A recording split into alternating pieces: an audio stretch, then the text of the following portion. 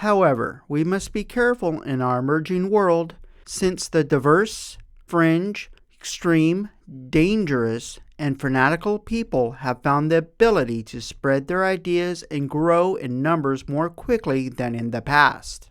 Often, those who have found the ability to spread and grow quickly are those who carry the name of a group but have splintered off, co-opting the name only to form another group or been corrupted.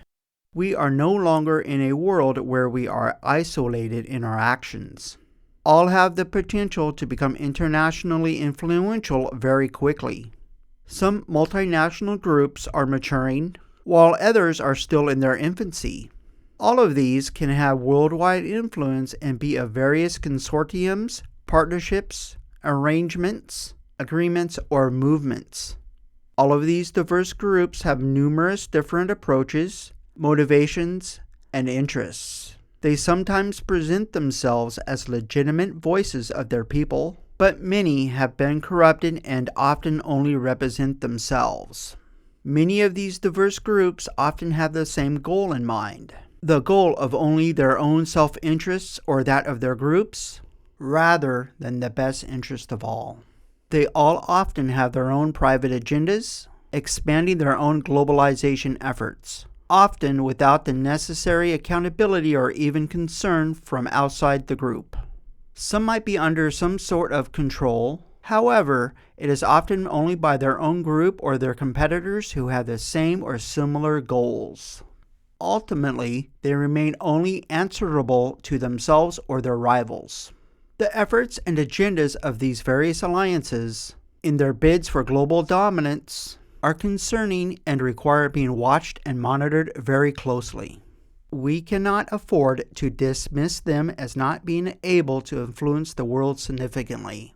Some may be encouraged or tolerated, while others, despite all efforts from the opposition, may be too strong to be discouraged or prevented from operating.